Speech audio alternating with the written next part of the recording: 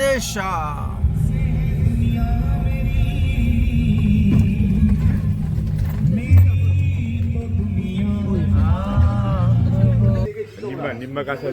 আমরা এখন যে স্থানে এসে উপস্থিত হয়েছি, এটি পরিক্রমা করেন নিম্বার্ক আচার্যের ভজনপীঠ, সিদ্ধপীঠ। নিম্বার্ক আচার্য এই স্থানে বসে ভজন করেছেন, তাই ওনার নাম অনুসারে এই গ্রামের নাম নিমগাঁও হয়েছে। তিনি এই স্থানে বসে ভজন করেছেন এবং তিনি ভাগবতের অদ্বৈতবাদ সিদ্ধান্ত প্রচার করেছিলেন। এবং তিনার যে সিদ্ধান্ত নিয়ে যে সমস্ত গ্রন্থ ছিল, যে প্রচার করেছিলেন, এই গ্রন্থকে ব্রহ্মা এসেছিলেন একজন পণ্ডিতের বেশ ধারণ করে, একজন ব্রাহ্মণ পণ্ডিতের বেশ ধারণ করে এসেছিলেন। এসে তর্কযুদ্ধ শুরু করেছিলেন। তর্কযুদ্ধ করতে করতে সকাল থেকে সন্ধ্যা হয়ে গেছিল, যার ফলে তারপরে ব্রহ্মা পরাজিত হয়েছিলেন তিনার কাছে। তর্কযুদ্ধ শেষ হওয়ার পরে বলছেন, এবার বসুন, প্রসাদ পাবেন।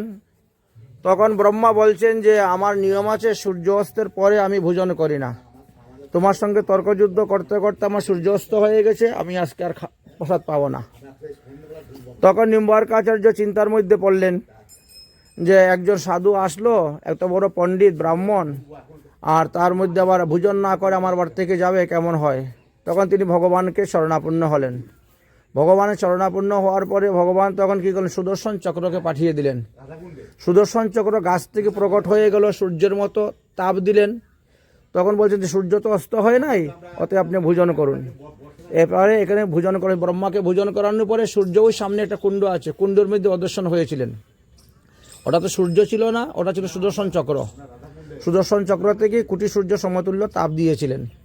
এই জন্য এই কুণ্ডের নাম হলো সুদর্শন কুণ্ড। কুণ্ডের জল মাথায় নিয়ে আচমন করতে পারবেন। আর যে গাছ থেকে সূর্য প্রকট হয়েছিল সেই গাছটা মন্দিরের ভিতরে কাঁচ দিয়ে বাঁধানো আছে, সেটা দর্শন করতে পারবেন। তাহলে এখন চলেন, তাহলে আগে কুণ্ডে আচমন করে নেন। কুণ্ডে আচমন করার পরে তারপরে বাকিটা দর্শন। আসুন, চরণচিহ্ন মন্দির বলে দেন, তাই তো হলো। রাধাকুণ্ড শ্যামকুণ্ডর মধ্যে বরাকলি তিনকুড়ি মন্দির, আর তারপরে চরণচিহ্ন মন্দির। তিনকুড়ি বাবার আশ্রমে আছে। হ্যাঁ, তিনকুড়ি বাবার আশ্রমের পাশে। তিনকুড়ি বাবা আশ্রম আছে।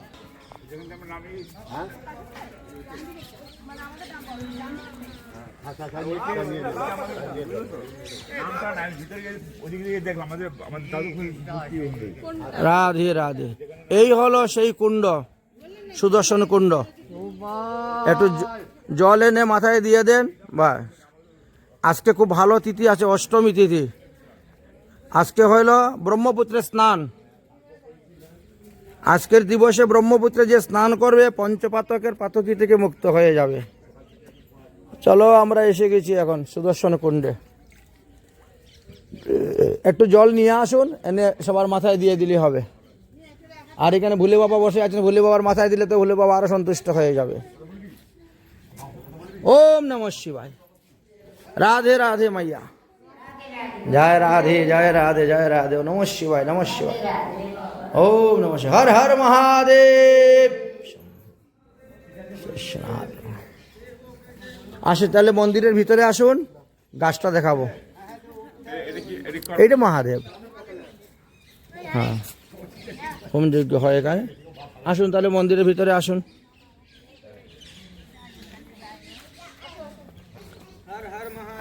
আমরা এখন নিমগাঁও এসে উপস্থিত হয়েছি। নিম্বার্ক আচার্যের সিদ্ধপীঠ দর্শন করাচ্ছি ভক্তদেরকে। অনেক ভক্তগণ এসেছেন, সবাই পরিক্রমা করতেছেন। আমরা পরিক্রমা করে এখন দর্শন করতেছি। রাধা কৃষ্ণ বিহারী মন্দির, শ্রী নিম্বার্ক রাধা কৃষ্ণ বিহারী মন্দির। এই নিম গাছ থেকে, হ্যাঁ হ্যাঁ, সুদর্শন চক্র থেকে সূর্যের মতো আলো দিয়েছিলেন, সেই নিম গাছটা এনে এখানে রাখা হয়েছে। প্রাচীন নিম গাছ, এই যে নিম গাছের গোড়া দেখতে পাচ্ছেন না, এটা সম্পূর্ণ নিম গাছের গোড়া। নিম্বার্ক আচার্য তো এই, হ্যাঁ হ্যাঁ, এই আচার্যের ফটো। তিনি এখানে বসে ভজন করেছিলেন, তো এই নিম গাছের গোড়াতে বসে ভজন করে সিদ্ধি লাভ করেছেন, তো এই জন্য নিম্বার্ক আচার্য। যদি হ্যাঁ, যদি পরিক্রমা করতে চান পরিক্রমা করতে পারবেন। জয় হোক জয় হোক রাধা কৃষ্ণ।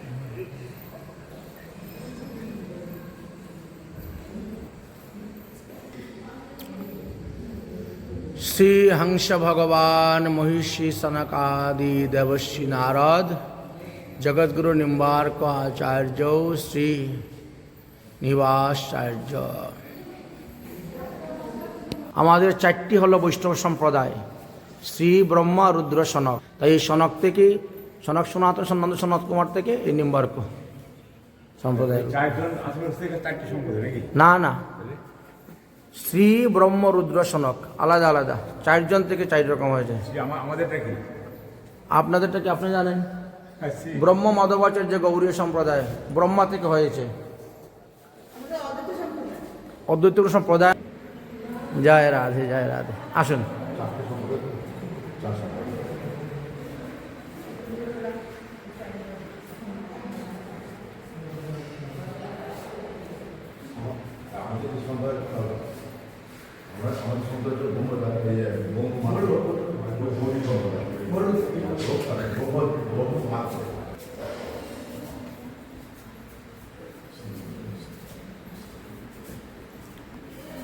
এই হলো সেই মন্দিরের, যে মন্দিরটা ঢুকেছি এই মন্দিরের পুরো নকশাটা হলো এই নকশার উপরে মন্দির তৈরি হয়েছে। হ্যাঁ, এর উপরে মন্দিরটা তৈরি হয়েছে। হ্যাঁ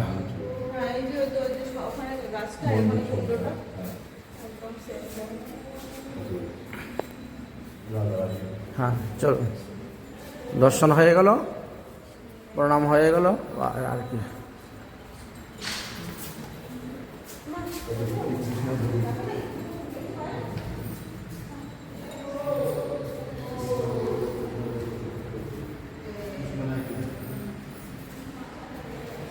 নিম্বার্ক